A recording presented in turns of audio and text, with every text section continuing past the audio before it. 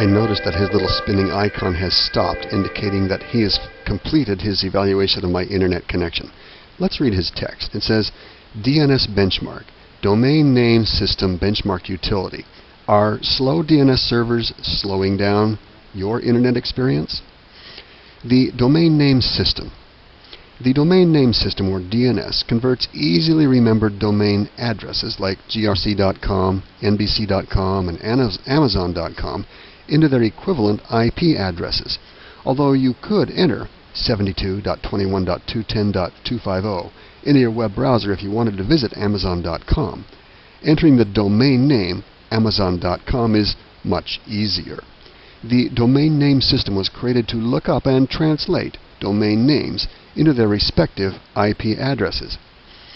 If you did happen to know and use Amazon's IP address directly, you would arrive at Amazon's website somewhat more quickly, because your web browser and computer would be spared the extra work and time required to query the DNS system to resolve Amazon's domain name into its IP address.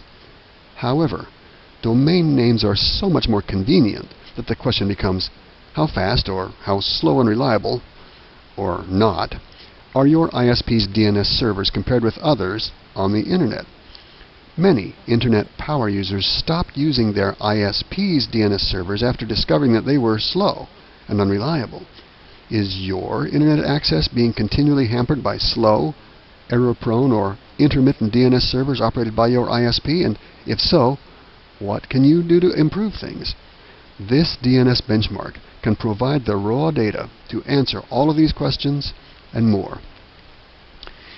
He advises us to see the more comprehensive documentation on his website, which is good advice. There's a caution here. It says it's very important. To obtain the most accurate results, the DNS benchmark should be the only program actively using your network connection when it's performing the benchmark testing.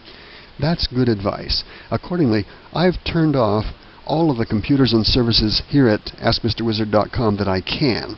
But because our network is rather busy and we have a lot of things going on, there will be some inaccuracies in these tests, and I'm going to accept that. There are various little devices blathering at each other and blathering at the Internet from time to time, and that may be your case, especially if you have a big sophisticated network that has to stay on all the time.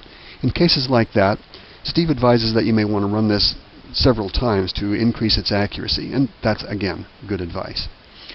There's a story here about his freeware and the way he develops his amazing, effective, efficient freeware in 100% pure assembly language. I love that stuff.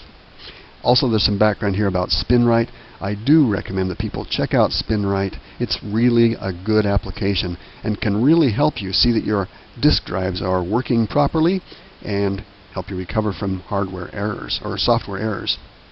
As your disks age, they're going to have problems, and SpinRite is good at finding many of them. Okay, that's the background. Next, we notice that the utility has various tabs. One labeled Introduction, which we just saw. There's a tab named Name Servers, a tab labeled Tabular Data, and a tab labeled Conclusions. We're going to use all of these tabs in order as we use his application. The first tab becomes useful when we run the benchmark. So, as our next exercise, we're going to click on Run Benchmark. And a lot is going to happen as he evaluates all of the DNS servers on his main list for our use. Welcome to all of our YouTube viewers. If you are using YouTube to watch these clips, it can be difficult to find the next one in the proper sequence. Please come visit us at AskMisterWizard.com, where we have the online technology magazine organized to make it really easy to find these in context, along with related text, images, and discussions.